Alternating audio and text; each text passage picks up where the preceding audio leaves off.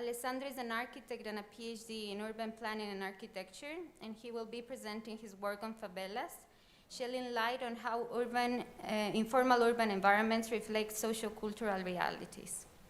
Then we will have a second speaker, Catherine Ewing, a urban designer, architect and planner, currently a senior lecturer in urban design at the Architecture School of Planning and Geomatics of the University of Cape Town in South Africa. Her research and teaching are centered on building safe and inclusive cities, with a focus on mapping informal land occupations and the co-production of space in African cities. So in today's presentation, she will explore urban transformation in Southern African countries, and she will share some insights from her work with students at the University of Cape Town. Our third speaker will be Beyza Karadeniz, currently serving as assistant professor at the Faculty of Architecture at Karadeniz Technical University in Turkey. And her approach that bridges geography, architecture, and engineering will, with a strong emphasis on sustainable urban development and social dimensions of planning.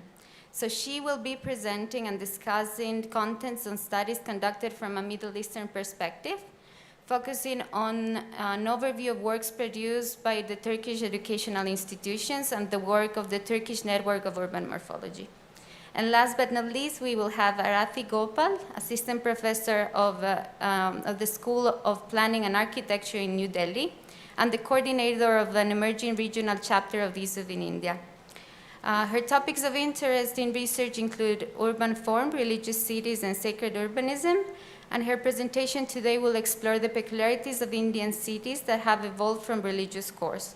She will tell us about the concept of faith as a driver of change in urban form. We can start now.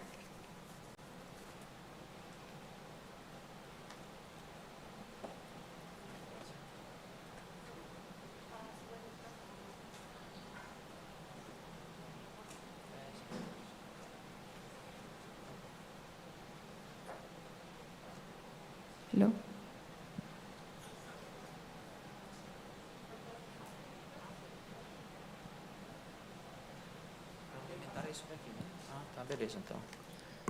Thank you so much. It's an honor and a pleasure to be here today. And thanks to all organizers of this event.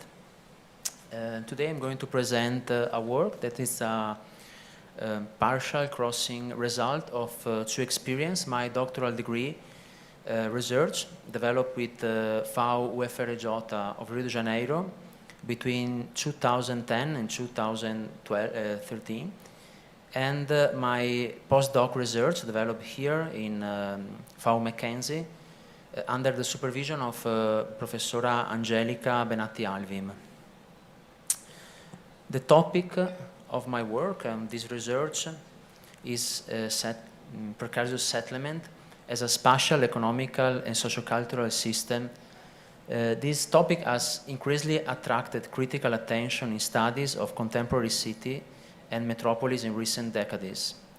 Within this thematic framework, the research and broad literature across various disciplines, including social sciences, have sought to analyze the development transformation models of informal settlement, the community practices that emerge within them, and their identity and cultural rooting dynamics.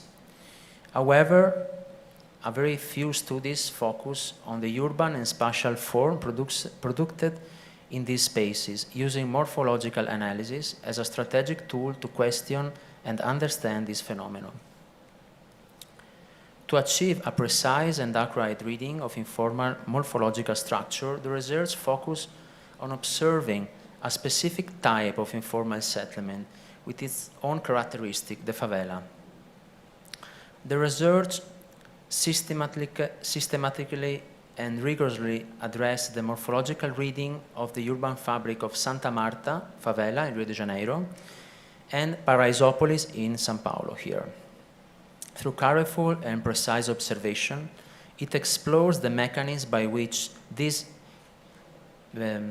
ephemeral urban body develops self-regulating codes that enable it to become a stable phenomenon over time and space. Through the construction of a morphological atlas, The work documents the phenomenon of action, forms, and urban spaces analyzed from within the urban body. It retrieves the strategy for reading the urban fabric, derived from morphological city analysis, with particular reference to the author from my provenance school, Venice, like Gianfranco Caniggia, Saverio Muratori in particular, and others like Guido Canella, etc. So the presentation is divided in two parts. The first part is concerning my PhD and studying different conditions in Rio de Janeiro favela, and this is the methodological base of the next step of the presentation, where I present the work on Paraisopolis. So I spent at least 5 years working across different favelas of Rio de Janeiro. My idea was try to observe this kind of context with a very rigorous attention, like a manuale of Renaissantism period, where the object was have a very strategic importance. No? So my idea was try to attribute to the object produced and the space and the object produced in the favela with this with the same rigorously observation. My basic methodological reference was Muratori, and in particular the study, the research developed in my city, Venice, and I take this as a methodological reference in terms of organizative operation in the favela, strategic tools to use in the city, and at the end, the way to represent this city, this different city. The choice of Santa Marta as area is based on the several theoretical and practical reasons. Firstly, it represents a typology of community within the informal panorama of Rio de Janeiro. As one of the earliest favela established in the city center, we can see that this was the fourth favela I studied, and this is Santa Marta, is in the very city center of Rio de Janeiro. It has been a site of conflict for the right of existence. Set on the steepest of the numerous morro that shape the Carioca landscape, and particularly exposed to the surrounding scenery, it holds iconic value in the collective imagination. This is the structure of the research. There was two levels. The first was a urban observation of these four different urban bodies, Santa Marta, Rossigna, Complexo da Maré, and Villa Canoas, and then I start to study in a very detailed way the spaces and the objects produced in this favela, living in this favela for 3 years, and trying to ordinate, to build a sort of atlas defining this different typology of construction. This was the fourth favela observed, and then the Santa Marta, as I said, is very close to the city center, in a very deep continuity with the texture of the Botafogo barrio. A closer observation allows for an analysis of specific public space within the favela. So we decide to, after a very intense work of analysis of the urban body concerning topography, density, verticalization, path, nodal point, etc., we start to enter in the very internal part of this city through the selection of different urban public spaces. This was the sum of the spaces analyzed into the favela.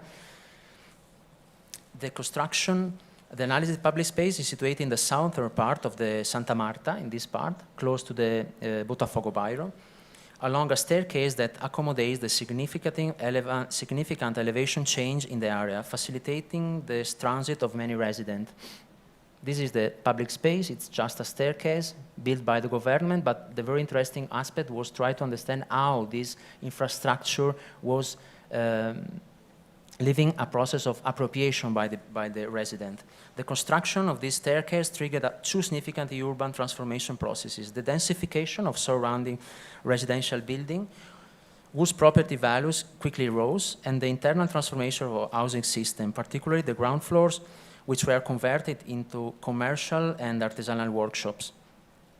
The social appropriation, in particular, of this space, the flow of pass-by using the staircase for entry and exit represents a dynamic mass that continuously animates the public space. The social vibrancy has led to another mode of appropriation by residents who use it as a favorite place of resting, meeting, and socializing. And in the end, the routing process of this public space, we see that the staircase infrastructure serving as a strategic mobility axis determines the stabilization of urban fabric in the southern sector, along with its spatial hierarchies and social dynamics. This routing results in residents' appropriation of the infrastructure and its transformation into a collective platform.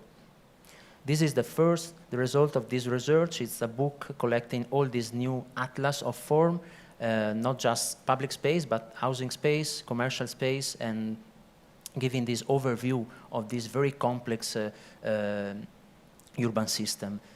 From this work that make the methodological base for the research, I was called to participate here to a postdoc, try to apply the same methodology work to a São Paulo favela. So I try to do this new experience, very complex, because it was in between the pandemic period, so it was very complex to approach this second experience, but it worked. And so this is São Paulo, the localization of Paraisópolis. It's a very huge urban body, very connected with the surrounding, complex surrounding neighborhood and barrios. And the second favela, the research was aimed to analyze various blocks. We have a very specific condition of this favela that's different from Rocinha, different from Maré. It's divided by 33 blocks, and this is a very specific condition that allows to make a comparative work between the texture in the south part, north part,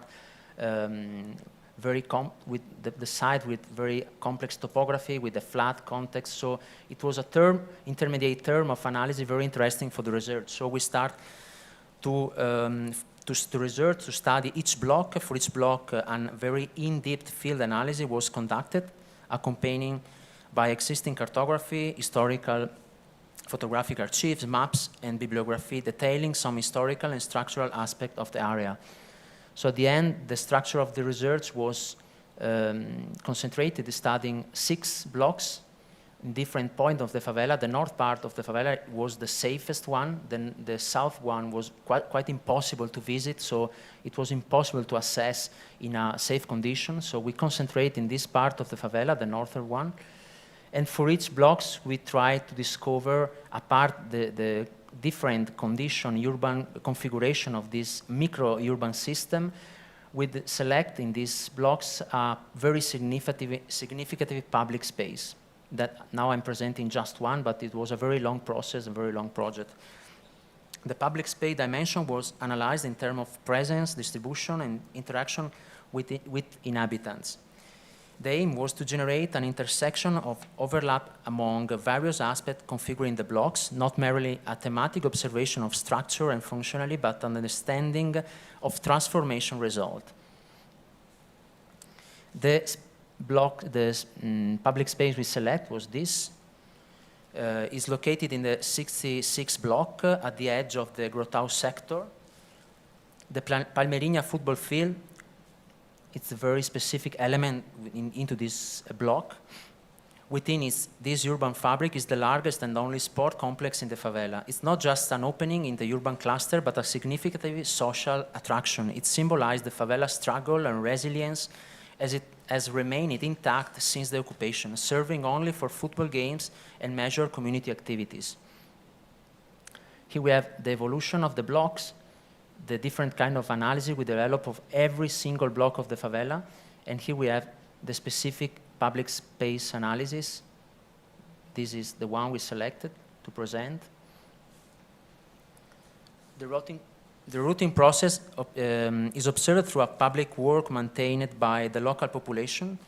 The construction of the sport field represents a trauma to which the favela react with strategy visible in the facade and surrounding buildings, leading to verticalization, formalization. Additionally, spaces between the block and the building were transformed into public enjoyment areas, such as lower part of the platform, near fences, passages, and meeting points related to the football field. This is just a part of the very huge amount of drawing released in this work study. So, as conclusion of this small presentation, contrary to the common belief that favela lack public spaces, the detailed and careful on-site analysis demonstrate that not only does such space exist, but they also play a crucial structural role in defining the hierarchies and urban morphology of both Santa Marta and Paraisopolis. In this favela, public space are essential to the psychological, social, and physical dynamics. They facilitate the construction of a complex network of values and images that shape community identity. This was the result of this second work. It's a book that we have here in the Building 9, and it takes the same form of the previous one, like a very detailed atlas of all this kind of investigation. The study of public space proved complex and challenging due to their relative independence from formal support. While formal public space exhibit a clear correspondence between urban form and social usage, informal public space often blur or completely lose this connection. Just in conclusion, we can summarize this aspect and recurring topics in the definition, development, and transformation of public space in these two favelas. Public space in both favelas are produced, managed, and controlled by local population. Informal public space allow connective production and development models driven by common vision, influenced by the economical, political, cultural, and social factor. Their development process aligns with the fluctuating and mutable expectation of the inhabitants. The idea of gradual development, constant evolution characterized public space, making them a form of urban material that is unfinished.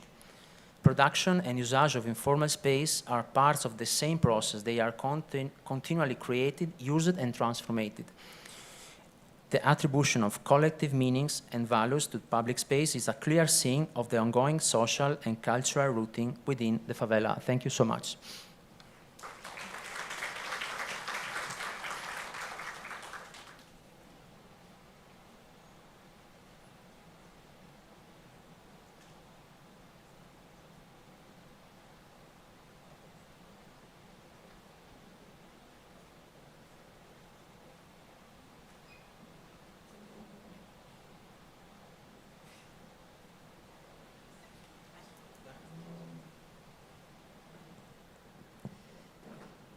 Hello, everybody. Good afternoon. Thank you very much to everybody, all those who are responsible for making this possible for me to present today. I do not offer you a book, but I do offer you some reflections from the African context, and that's what I'm going to be talking about today. So the title of my presentation is Insurgent Patterns of Resistance. And I will be taking you through a journey of particularly 4 different Southern African cities. And then I will just briefly reflect on some other cities that we are engaged with at the University of Cape Town. So this for me it speaks more than I can actually say. So the idea of scales of recognition are the one thing that I will be discussing in terms of my research. So when I mention scales of recognition, I refer to what is considered informal or informality, which is a very complicated word. But it is intimately linked to land and access to land and the politics of space. On the other side, we have these shifting peripheries in which we have social agency, we have social infrastructure or soft infrastructure, and we have this livelihood or this need for a livelihood. So if I just take us to scales of recognition, there are particular patterns that I've been picking up in the 4 cities that I've been looking at. So Johannesburg, Harare, Windhoek, and Cape Town. So these 4 patterns are this urgent land occupation. And when I mean urgent, I mean post-COVID. And this resistance to relocation or this resistance for staying on the land. The second one is about this expanding informal urban evolution over 20 years that is potentially going unrecognized within the municipal kind of sphere or any terms of regulation. The third one is around the impact of infrastructure. So the desire for the big infrastructure, the big moves by the government versus the micro-urban adaptations. And then lastly is about the occupation of buildings and also the changing land use. Oh, sorry, so fundamentally what that also kind of, a lot of my work lies in the idea of a safer city. So with the perspectives of the environments I'm working with where we have extreme inequality and extreme violence and crime. So the first area I take us to is an area called Hatcliffe Extension in Harare in Zimbabwe. It's on the northern periphery of Harare. And this was the area where it was a time that I was working in Zimbabwe where there was land reform. But there was not a lot of work happening within the urban area, and what actually I started actually understanding as an urban land reform and how people were occupying space within the urban areas. So this area that I was looking at, it had three very different sections of where they were. But there was this territorial base of the home rather than the neighborhood or the much bigger idea of the territory. So it was a very different way of looking at the territory. And it was also about the plot expansion and also actually occupying two different areas. In 2005, all of these houses were destroyed. And my research actually stood as a record that I carried on for a further 5 years in working with human rights lawyers in terms of actually trying to establish who was on the land and how we could actually find out where those families actually went to. So in this particular area, I worked very closely with 20 families, looking at their livelihood and their perception of a secure land. And it was all to do how, if you could own a business, it meant that you were occupying the land and you had the rights to the land. If you didn't have a business, then it was a very different approach and a very different perspective. So the right to land actually gave a right to a livelihood. The street, the one little street was the area that everything happened. It was the social space, there was a water point, and it was a place where everybody used to hang out. So that's just a brief look into Harare. The next I move on to Peter Nyanyemba in Havana in Windhoek.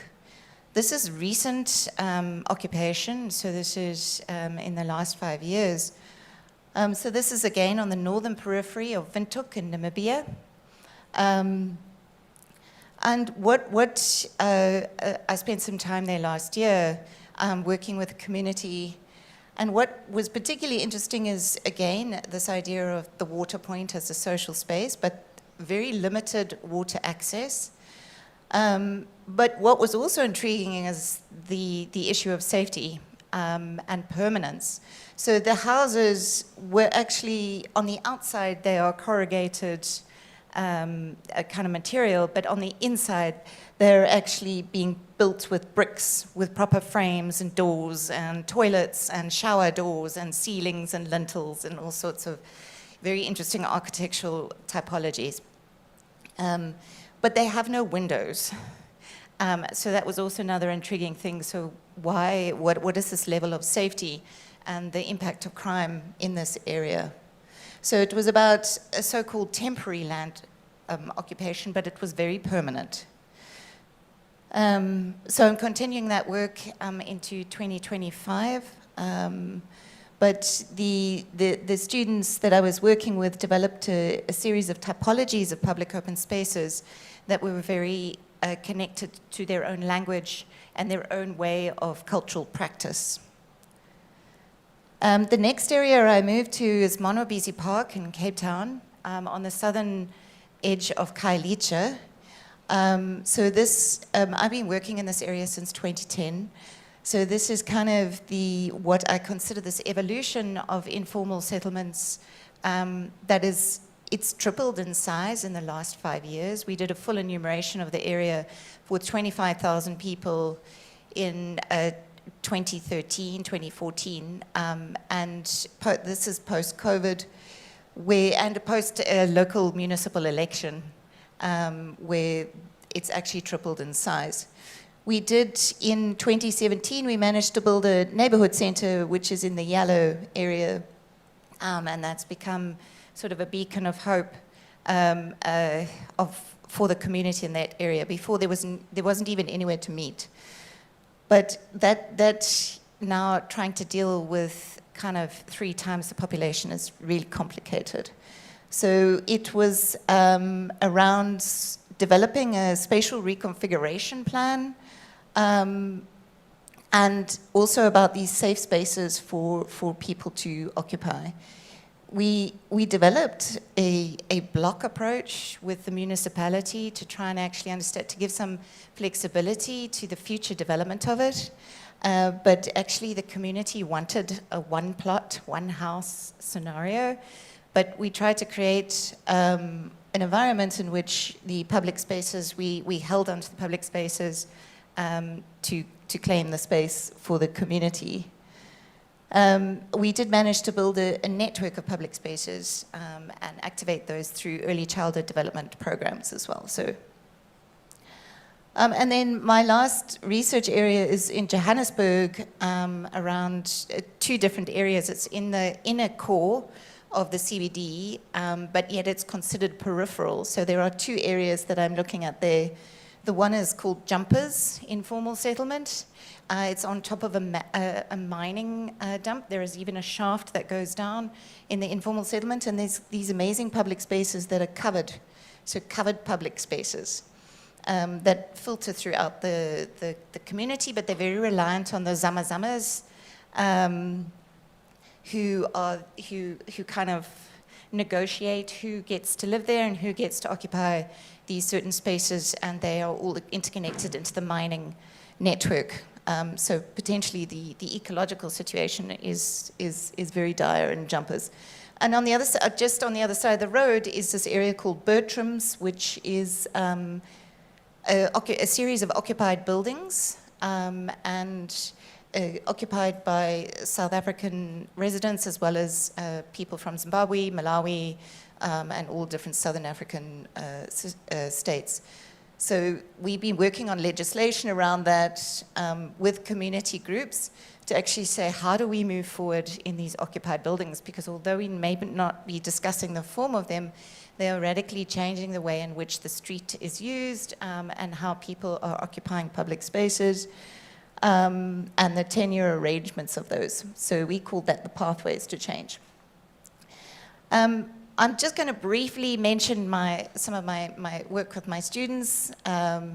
We ran a course called Urban Design Africa, and this year we ran it in person. So these are the 20 participants. It's a short course for participants. So we had a lot of participants from Namibia this year who are very interested in informal settlement upgrading, and then also urban design students and also various people who are involved in different cities in Southern Africa. It takes on a collaborative learning approach, but we look at an equity framework. So we look back in the past, so historical context of what the urban form is. We go through the city, neighborhood, block, street, dwelling, which is very useful for the students to actually understand that, but we really are critiquing what that word neighborhood is. Also block, because the translation of that is confusing. We play a game called the Ndawo game, and we also develop a toolbox out of that. So the idea that you actually develop something from the research has been very important in all the areas that I've been working in. So the students refer to this as shifting peripheries around land allocation, regulation of the development and investment in infrastructure, and they go across the different cities. We take different cities at different scales. This is one of the neighborhoods. We are working in Maputo, which shows the kind of a 20-year span and the occupation and the informal kind of occupation in that space, both public transport and kind of everyday informality. The next area that the students actually chose to work in this area were in Kibera. They wanted to understand the influence of big infrastructure versus the smaller scales, sort of water taps and water points that were happening. So that again was a 20-year time span in Nairobi.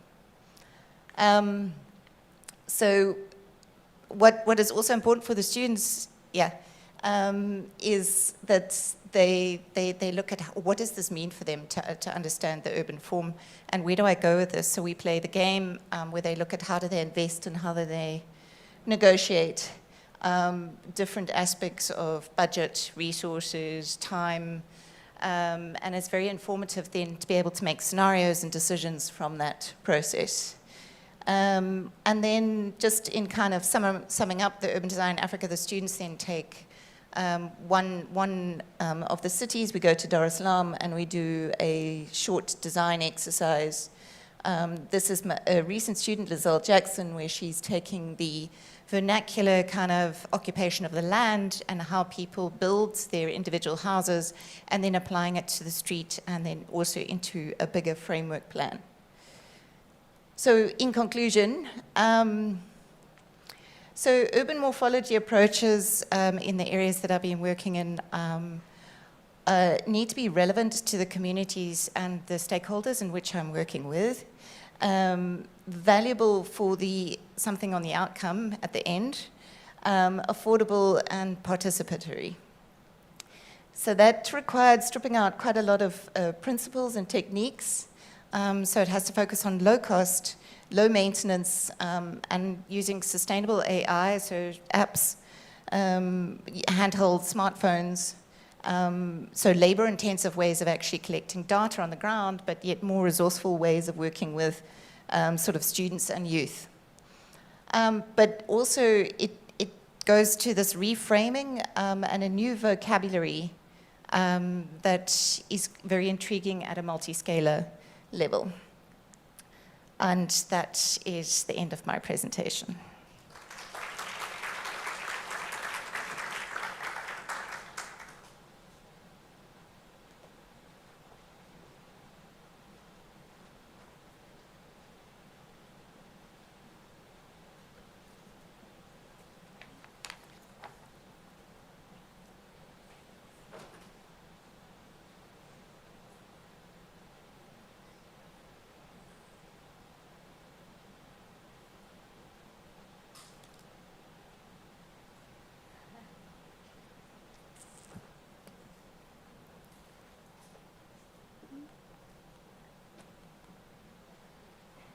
Hello again. My name is Beyza Karadeniz. I'm from Turkey, Karadeniz Technical University. In this roundtable, I'll be discussing the scope and context of the studies conducted in Turkey, and the presentation will be divided in two parts. In the first part, I'll be briefly covering the key theorists who have contributed to urban morphology. Then I'll be presenting the topics and academic disciplines of these theses produced in the various Turkish educational institutions over the past 40 years. I'll be also touching on the work of Turkish Network of Urban Morphology, which was supported the growing, I think, interest in urban morphology since 2014, including their biennial conferences and the topics discussed there. And finally, I will highlight the subjects covered in Morphotalks seminar series, and my aim is to provide a foundation for discussing past studies and exploring future topics in urban morphology. So the development of form-based and space-focused urban and architectural history writing in Turkey gained momentum, particularly from the early years of the Republic. And the translation of Camilo Sitte's work on urban planning into Turkish by Celal Esed Arseven. Here you can see some of the pages. They're not perfectly overlapping, but I think this was maybe a shortened version of the original book. So the name of this book was The Art of Constructing Cities, which was published in 1926 using the Ottoman alphabet at the time. Now, I mean, I cannot read that book in that language. I mean, in that alphabet, I'm sorry.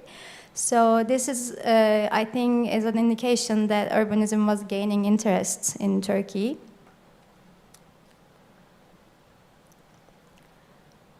During this period, researchers like also Osman Nuri Engin published comprehensive work on the activities of Istanbul municipality, and these works became important sources for urban and municipal historiography.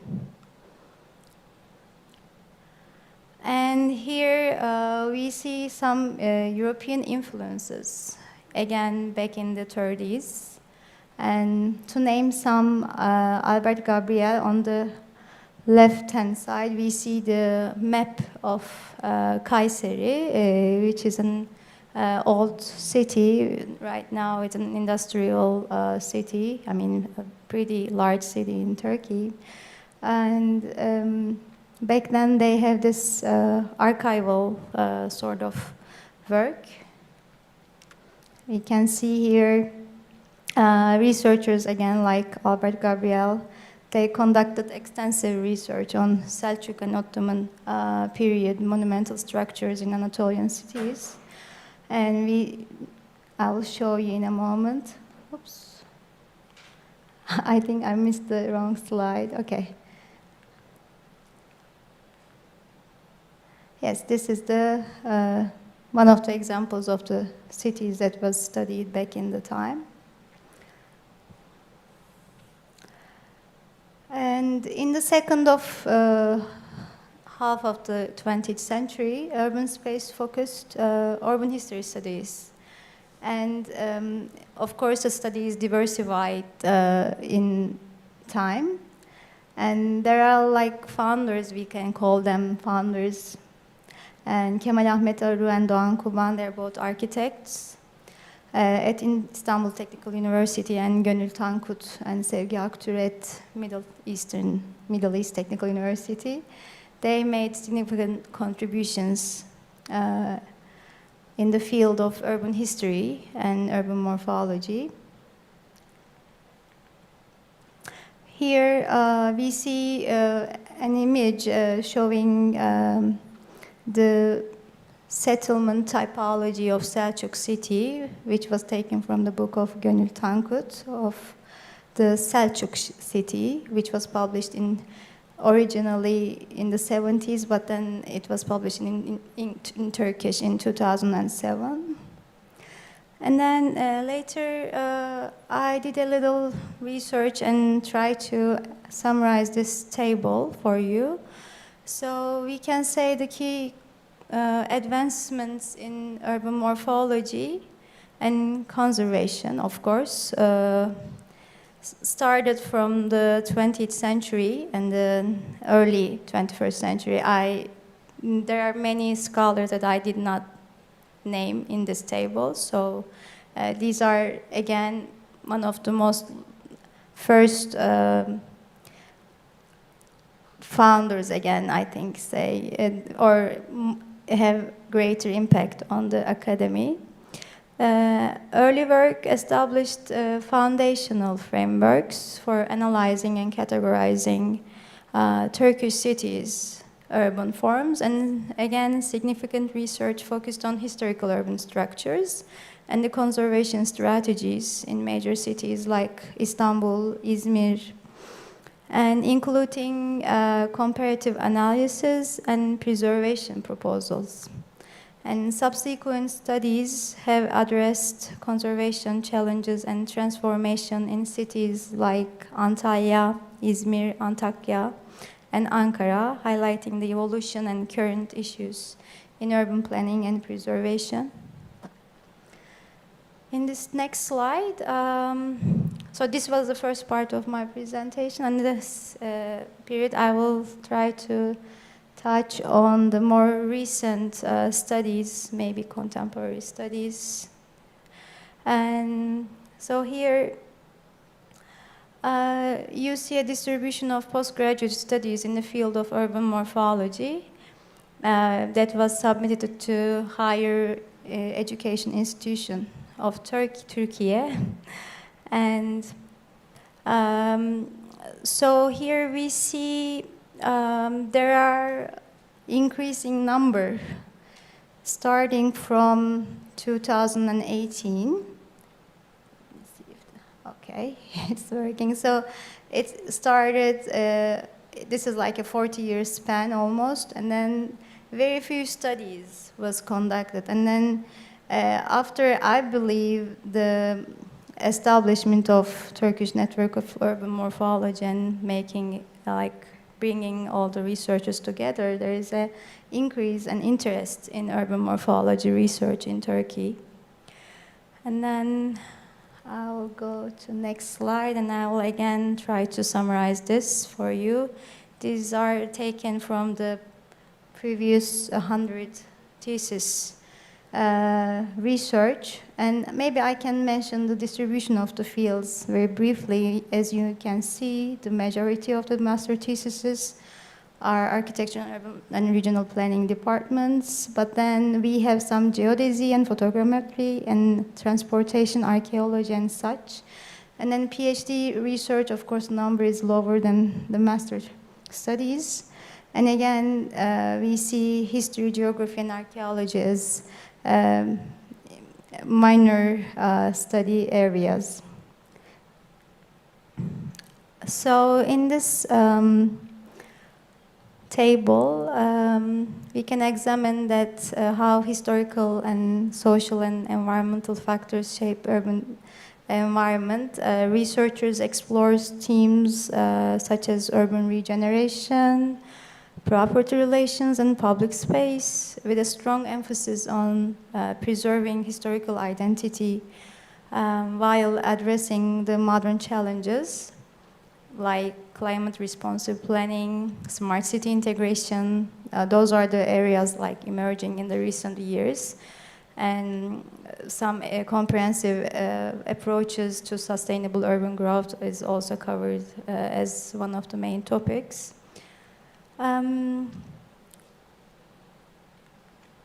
So yeah, in this slide is just to give you this, I think, the breaking point for Turkish network. The foundation of the network is pretty important, and it started with a really small group of researchers from 7 universities. And as a result, it was decided by the management board, leading Professor Dr. Ayşe Sema Kubat and Professor Dr. Tolga Ünlü, that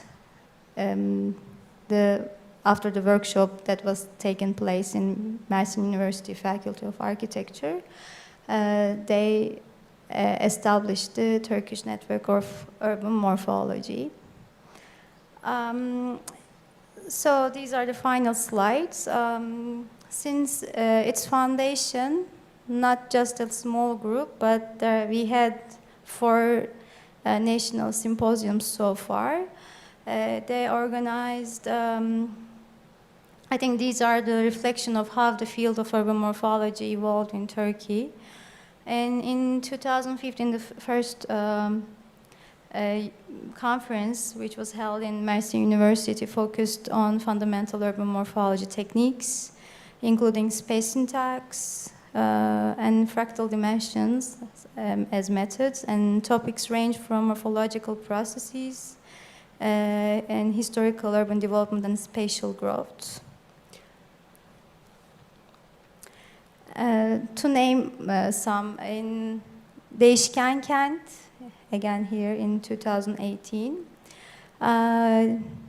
the topic was changing city space and form. They explored the morphogenetic analysis and spatial identity and sustainable urban forms using typomorphological and spatial assessment techniques.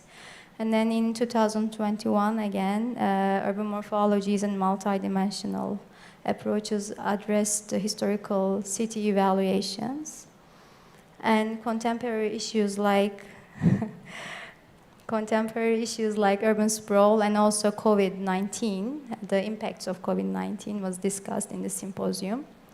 And then finally, we discussed evolution of urban morphology from past to present to make a reflection and understand, make an understanding of urban health, urban design competitions, and the blend of theoretical and practical insights. So again, this is my final slide, and with Vitor Oliveira's keynote, different perspectives on the research and practice gap. In the last 2 years, 9 young researchers, including myself, have shared their researches, and studies included a comprehensive methodology detecting, classifying, comparing urban forms using artificial intelligence, to name some, examined the impact of urban fabric characteristics on urban heat islands in Istanbul, for example, and research also delved into development of fringe belt areas in Istanbul and the multi-layered urban morphology of Antakya before and after a major earthquake.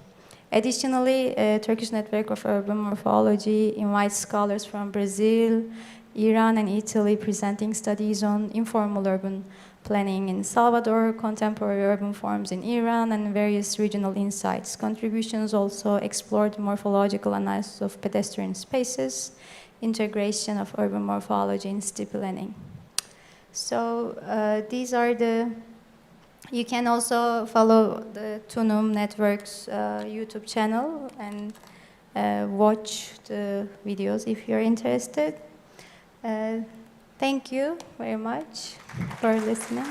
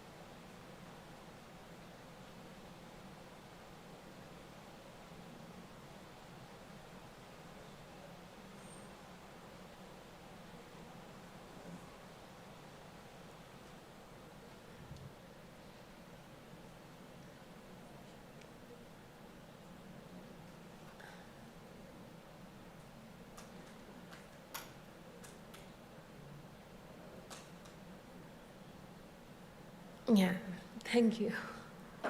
Hi, I am Arati Gopal. So I am presenting from the cities of India. So I just wanted to, I thought like initially I thought I'll present on informal cities or cities of Delhi and Mumbai, typically where you have, whatever you have heard of India might be about the polluted cities or havelas or informal cities. So, but there is another phenomena that goes on where, which I thought might be of a unique context and might be of more interest to a global platform now. So I thought I'll present on this case where you have many cities which has evolved from a religious core in the center and continues to attract a lot of tourists even now. So when I had a short stint in Norway and other European and American countries also, I have seen that people transition to a secular society and then you have a decline of the religious cores. But in India, we have something like society transitioning more into a religious, if I may say that. So we still have temples being built, we still have people traveling for religious rituals. So if you want to see my research paper, that's tomorrow. I'm just giving a gist of some of the cities and possibly putting across an argument that we have a third driver of urban form other than the public forces and the private forces. You have faith as a driver of urban form in the cities of India. So I'm briefly touching upon the temporary city of Kumbh Mela, which gets constructed in India once in 12 years. And that's an impermanent city or something that we call ephemeral urbanism, which is widely researched in Harvard University now. And we have permanent temple cities which come around to 1 or 2 urban areas which have evolved from religious codes. And then I'm briefly touching about how the religion of Buddhism has spread to China, and that is along the Silk Route. So if you observe, you can find that there are some similarities in the architecture as well as the urban form because of this religion having the influence and spreading along the Silk Route. So if you consider China and Tibet, you can find that there are some similarities. And parallelly, I think the text is kind of bit off, but you can see that Hinduism is another religion which has also spread to Indonesia. So if you compare the Balinese urban form and the urban form of cities of South India, you can find a lot of similarities. So Kumbh Mela, it is considered the largest congregation of pilgrims. So you have 30 million people coming to the bank of a river, and you have a temporary city being constructed like that. So this is kind of, this is a temporary city which is built once in 12 years, and the city is constructed in 8 weeks.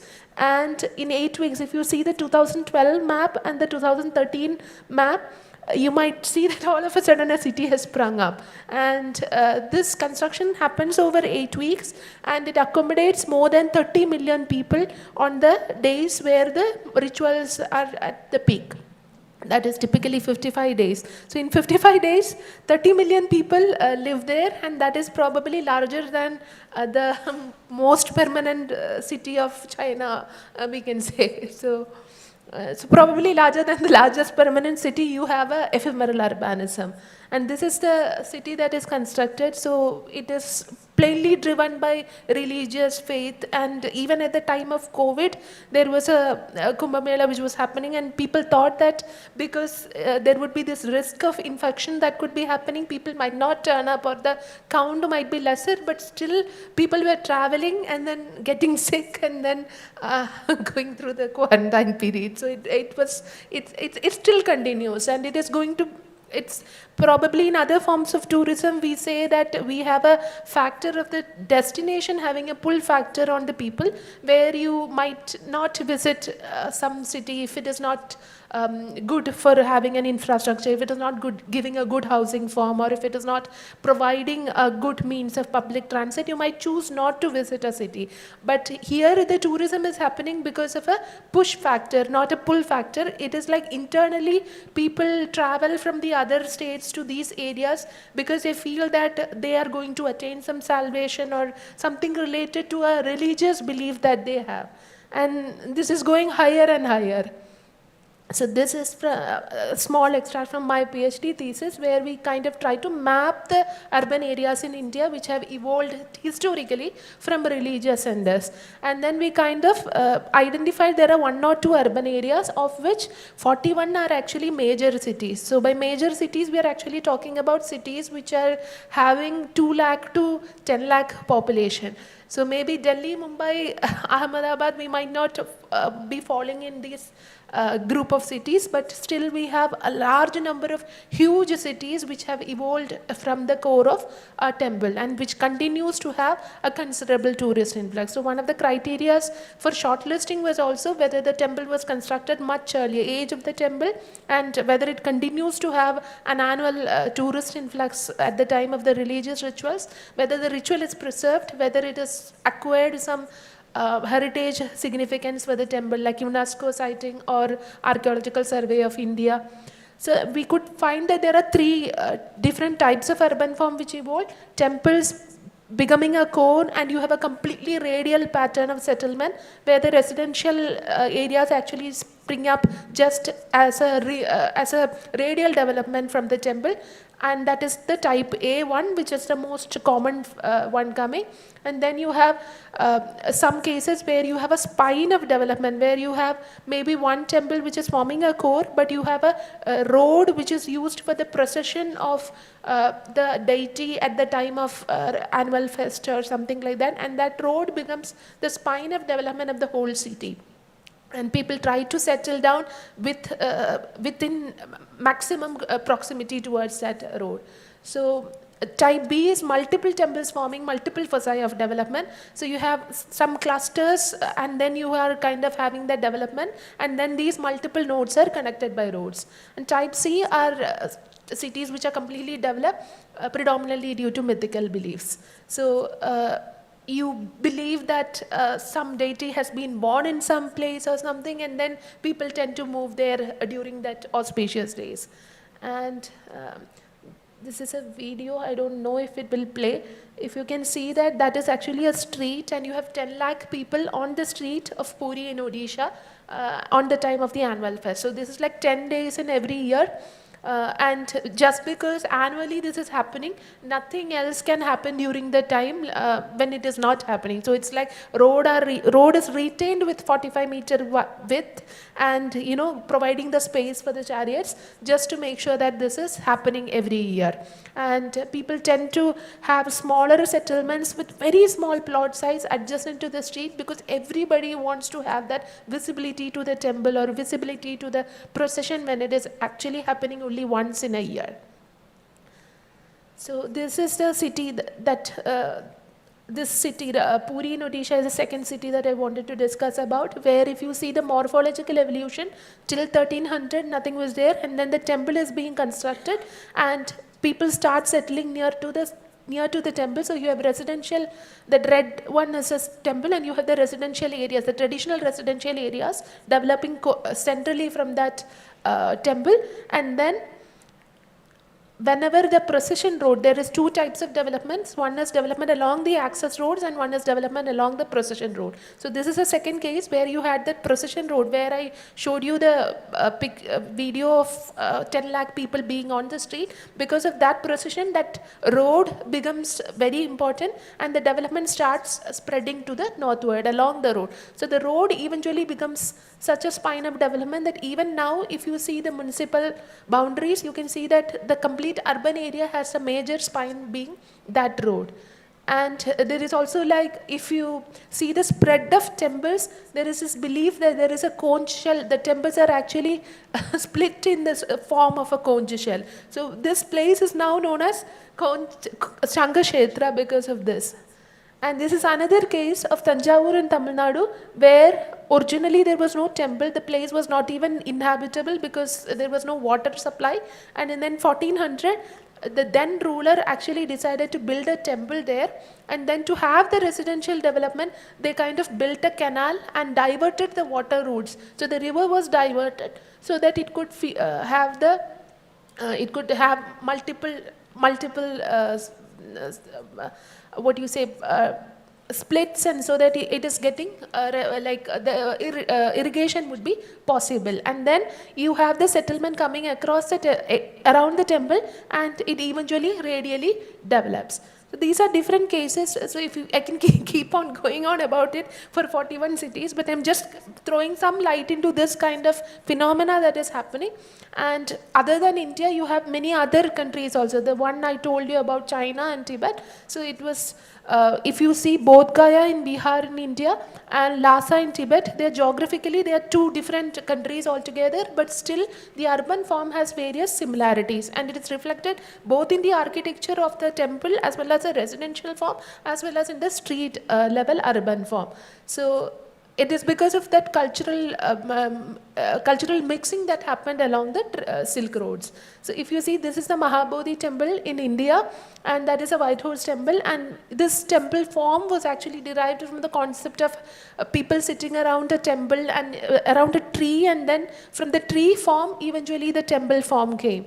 The same way, if you see the streets, you can find that there is so much of similarity in the scale and in the way the streets are laid out, so that you have a visibility of the temple tower and everything is maintained in a human scale. So in respect of the plot size, in respect of the height of the building, in terms of the visibility, in terms of the permeability, a lot many similarities you can see just because of this spread of this culture. And this is another case where Hinduism from the southern part of India, there were some similarities with the Balinese urban form, where you actually have that in the urban planning. You have some rigid guidelines in urban planning which are set forth in southern part of India, which is kind of replicated in Balinese as well. So, and we can't ignore the fact that in 2005 we had a temple constructed in Delhi, in capital, and we have another coming up in Ayodhya, UP in 2024, and we have actually have some rituals being made even, because it is like the last one has entered Guinness World Records of being the largest gathering of females in a public space, because so many females get together to offer a religious ritual to a temple. And there are research papers where originally the temple was not even there, and somebody actually decided to build a temple, and then associatedly people start attributing it to some faith, and then some, you know, people have a spread of a religion which is coming from a theological continuum. And now with every year we are finding that it is going from 1 lakh to 2 lakh to 10 lakh people congregating together for a fest. So this phenomena is forming a continuum, and it will keep on going on. So I think more research is needed on this. So I thought it might be an interesting topic to discuss on. Thank you.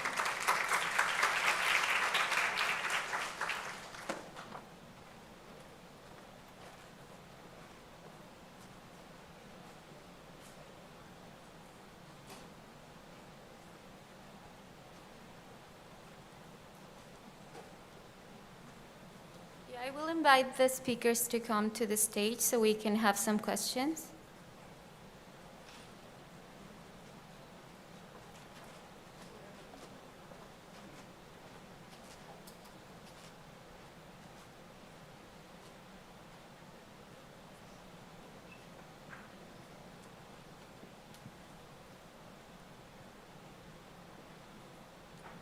So if all of you agree, I will start with one question, and then we can have some questions from the public as well.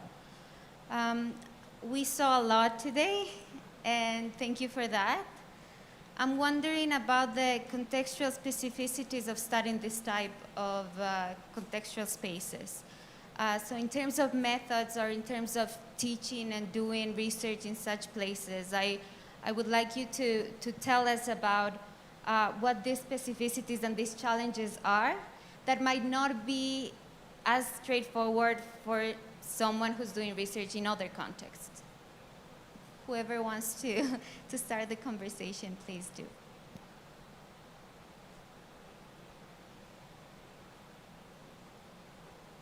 I think in India, something that I find is we don't have so much of archival records or previous data in relation to maps or mapping. So it's most of the cases when we have to study, we have to generate the maps, and we have to depend so much on going on to the site and studying it, which I find it as a very difficult thing. And so data availability is one of the biggest challenges of studying this context. Yeah, for me, I'm not from Brazil, so the object I observed is not exactly my cultural provenance, but I feel very important to fix a very rigorous methodological structure to observe this complex phenomena of informal favela, of informal cities. So for me, the very interesting aspect of this kind of experience is to approach this very huge complexity from, in my case, from a completely another cultural point of view. This make emerge a lot of tension between my strategic vision on the object and the local knowledge, the local,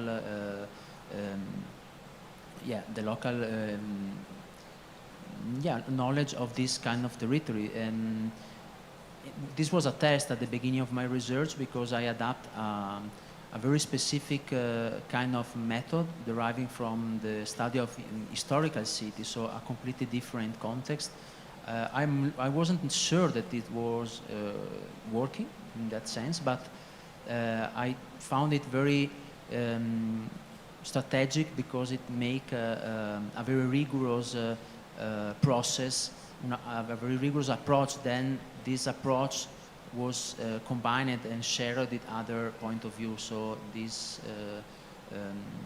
point of view was in a way combined with the local community leader, with the social groups of the favela, with the people living there. So I think this kind of sharing knowledge was quite useful. I'm not sure it's the only way to observe the form of the favela, the one I explored, but I think it's something that make a very rigorous process of observation. So for me, this was my goal and my main interest in this field.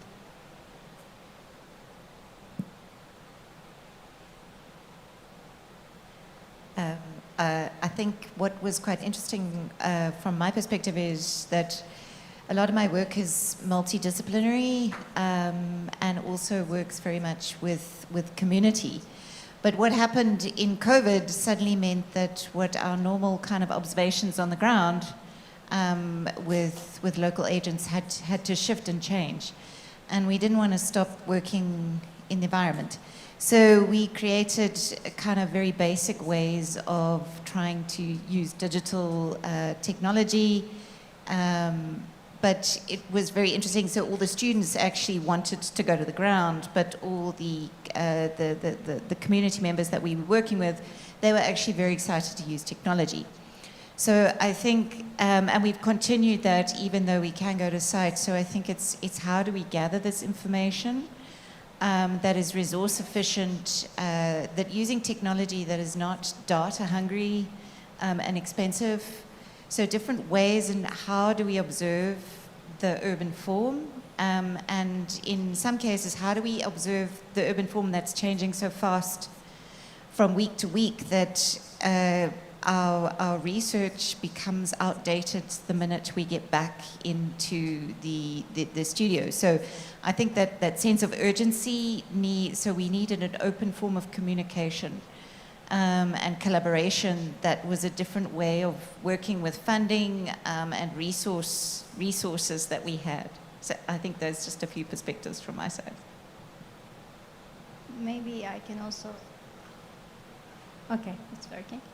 Add on my experience, I think presentation was pretty different contextually from the three other researchers, but I think in Turkey our problem, not a problem maybe, but the institutions and the government-oriented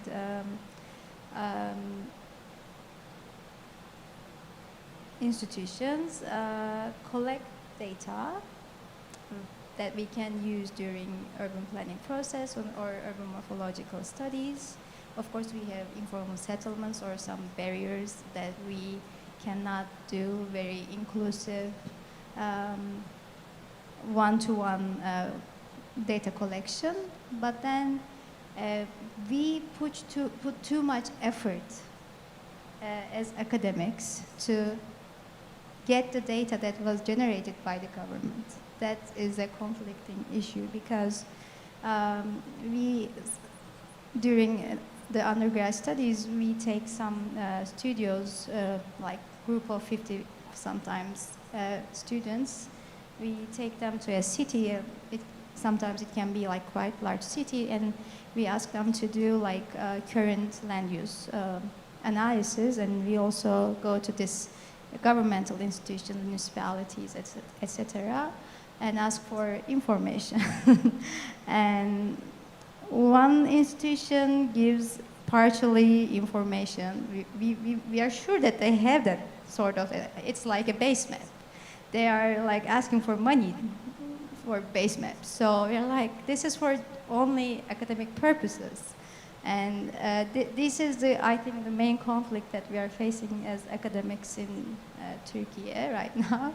And I think all the institutions doing like digitize even all the urban data. And they, I think, periodically collect data right now, but then it's not open access. I think this might help. Yeah, so there's a lot of resourcefulness that needs to be found in trying to modify the methodologies that might be very straightforward in other places when applying them to Global South context. And this is interesting, right? If anyone has a question that wants to be answered here, please, I will take some now. Maybe we can take a few and then.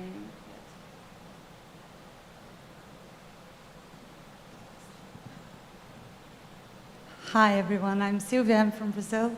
I think I know most of your works, and it was really interesting to see your perspectives here. And I want to make a question related to the role of activism in your works. I believe this is something that it's really part of the research in the Global South. I feel like in Brazil, people are very close to their study objects, and we go to field and we want to talk to people.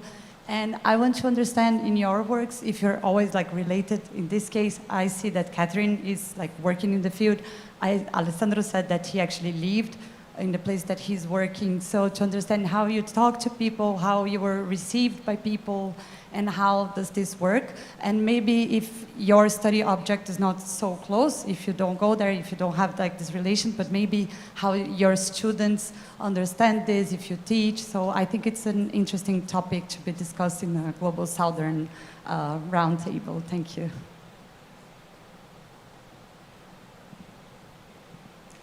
Okay, I'll have a go at that one.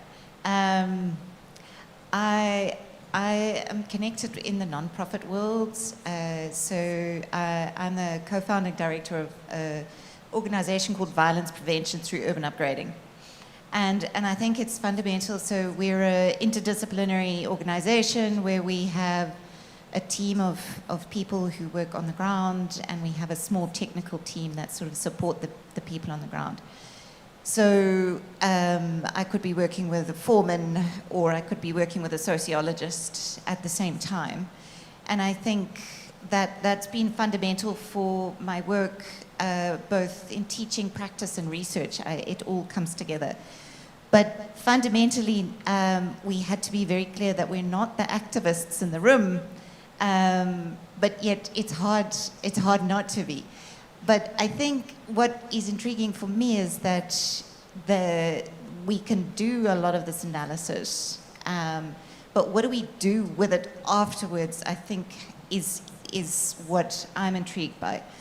So that taking the research into the next steps is my form of activism in some way, and that it becomes, because the expectation if I work with people that what are you going to do? So what is the next steps? Well, I'm not going to tell you my whole life story about my spaza shop and my shebeen that's very illegal. Like, what am I going to do? So I think that level of expectation of where you take your work has to be very sensitive. And the community came up with a principle of care and justice. So those are principles that I'm floating in my head. But it is a very fine line of what hat you're wearing in which venue. And also I have a bunch of very woke and very students who talk about transformation in their daily lives. So I think that is fundamental to who I am as well in that room. Yeah.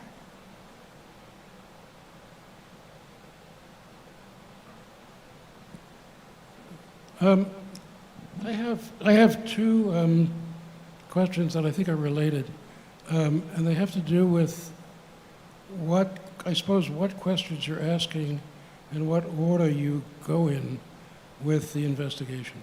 Right? The first question has to do with the relationship between private, not investment, but what an individual in, let's say, an informal settlement will put into their own dwelling versus the collective, right? In other words, and how do you understand that, and what lesson might that teach us if we want to go further, either with this kind of research or with helping municipalities legitimize and invest in these places, which is very, very important, obviously. The second question, which I think is related, has to do with seeing this not only as a fixed thing, right? And you just said, well, things happen very, very fast, right? And you go back the next week, and it's unrecognizable, right? So is there something in your studies which talks about the morphogenetic part of the investigation? In other words, what actions tend to happen, right, that cause the evolution of the settlement, and when do they happen?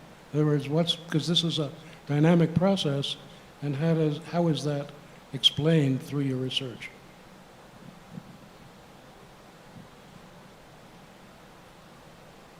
Anyone can answer.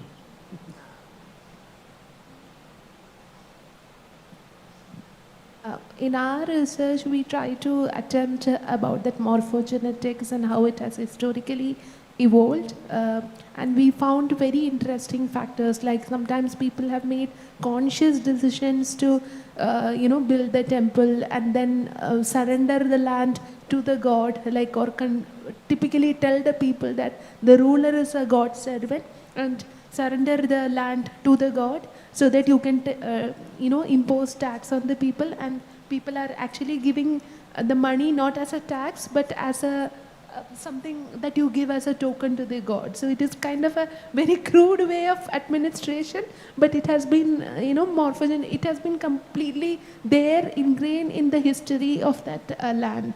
And so this is something that we have made sure that in every city that we study, there is a historical evolution that is predominantly the starting point of the study. So I take a paper, I teach undergraduate students urban design methodologies, and we have postgraduate department of urban design also. So there we get to guide. So we kind of encourage students to look back into the morphology of the city and study why it started and see it as a process as the first point. So I don't know how much we are able to realize that and do justice to it in our studies, but still we attempt.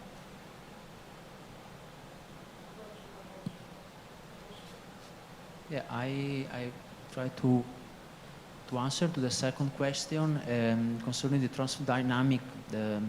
morphodynamic transformation of the object we observed, in particular in the first research.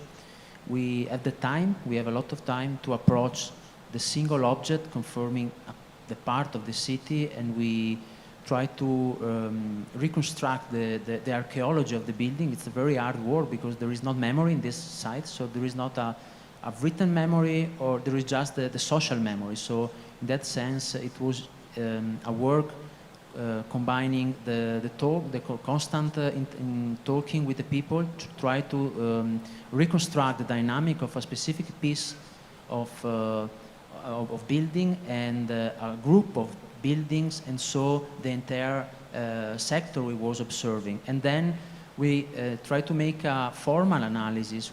We discover like an archaeology work, the element present in the facade of the building, try to discovering all the step of the evolution of the building. So we try to make an evolution diagram of the single object and the groups of objects concerning a specific site where we was working.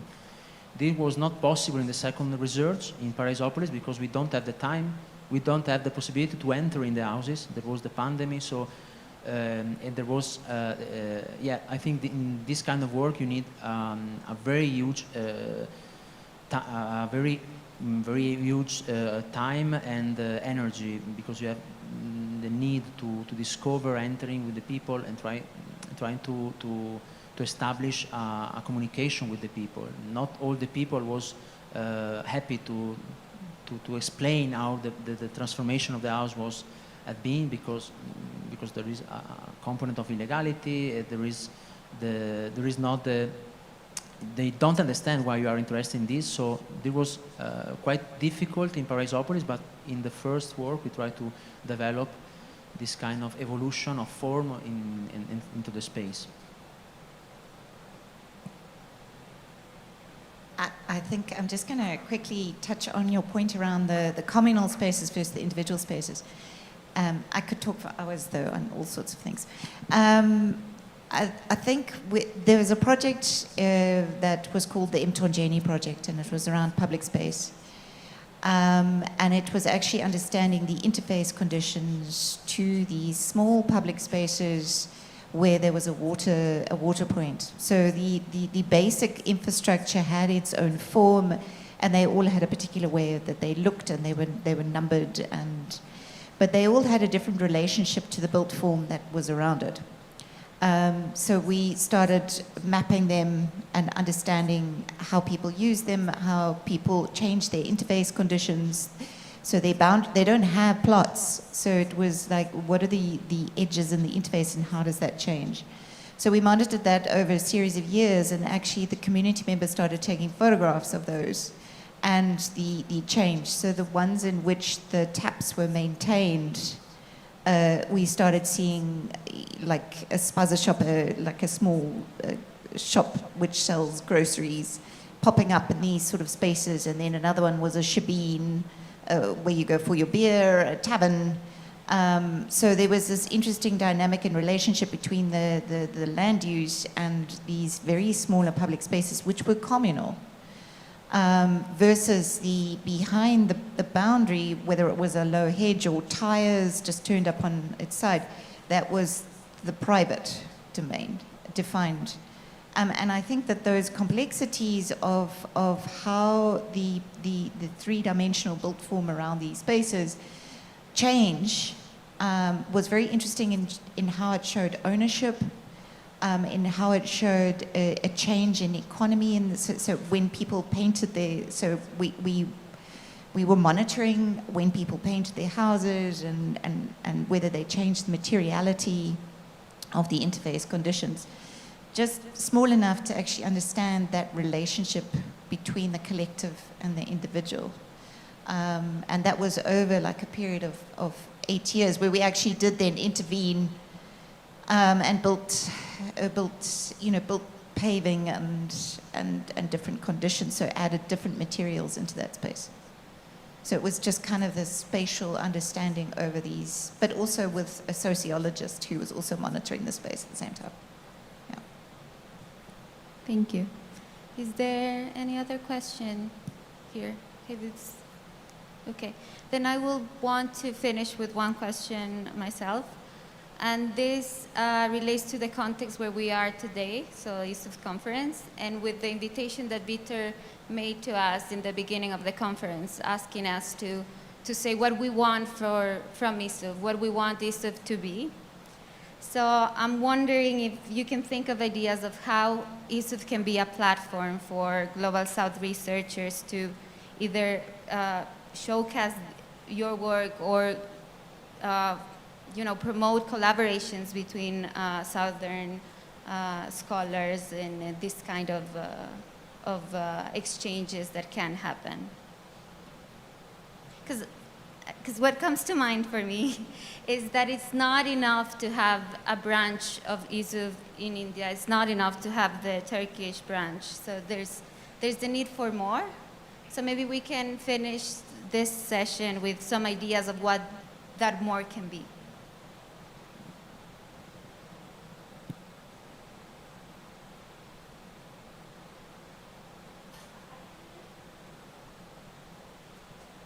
I think the establishment of the regional network was a starting point, because in fact we did not even realize that there are so many people studying urban form in different states of India before establishing the regional network. So we could connect to each other, and we could find that many of us have common interest in typomorphological approach. Some people are doing spatial configurational approach. So we could overcome some of our limitations by having a joint national program, where we found that, as I started off, maybe I said a limitation was lack of data availability. So we kind of try to overcome it by getting a drone and kind of integrating direct data collection with the drone, getting it into GIS, so that we can overcome what our weakness was. So it's pretty going good. So I feel like this is a starting point to have a regional network, and then take it further forward with more programs, and maybe more online programs also, so that people could actually participate without being physically present, because it's a big deal to travel from India to a conference, and I'm kind of the brand ambassador there, telling everybody to travel, but it is kind of, sometimes it's very difficult for us.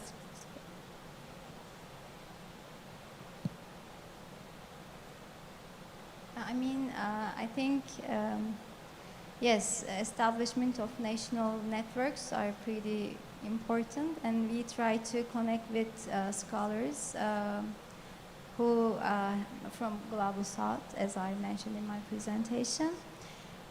I was thinking maybe like, I don't know, an open access sort of platform, online platform, where we like constantly share our thoughts and like link to each other, because I think really like people are not really aware of what the others are doing.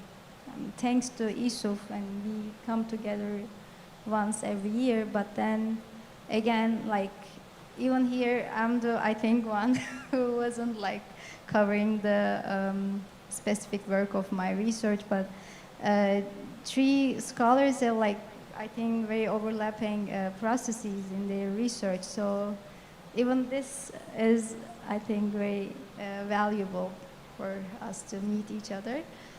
I'm not sure if I like make it clear, but can I answer the previous question very quickly? Well, I'm not sure if this is a direct response to one of your questions, but gathering data, I'm sure like most of you heard about the earthquake hit Hatay in 2023, if I'm not wrong. So I know because of one of the Morpho talks was hosted Touchdown, a research group in Ankara.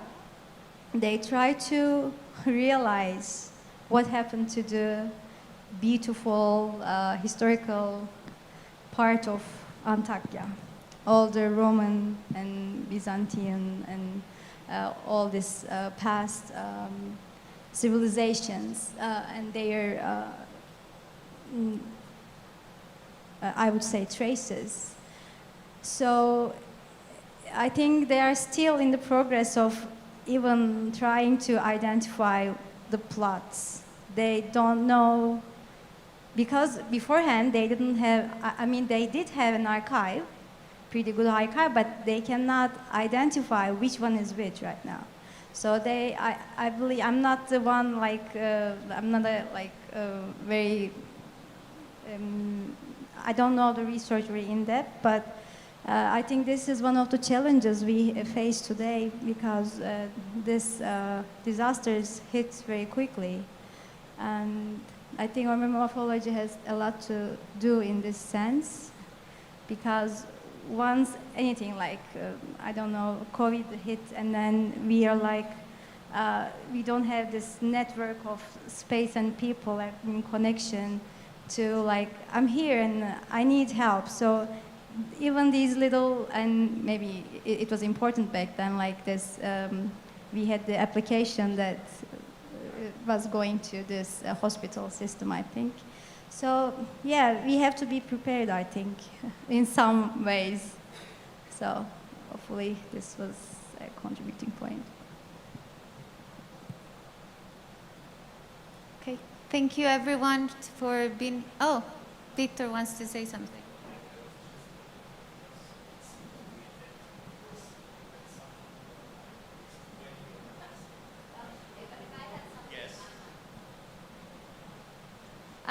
Not really. I didn't have something specific. I just, well, I was thinking that being here is already a good opportunity because this is the first time that I think this kind of roundtable happens on Global South research. And this is a beginning that is good. I think it needs to go on. And I was discussing before maybe the possibility of having, I don't know, a special issue on urban morphology about research coming from the South. Could be one very specific idea that can come up for the list of things that you wanted us to tell you. And yeah, I think that one would be a specific one. Yeah. Let me just, answering your question, it's not enough. The regional networks, it's not enough. It is important because in a way it balances the global with the local, but I think that we want more than that.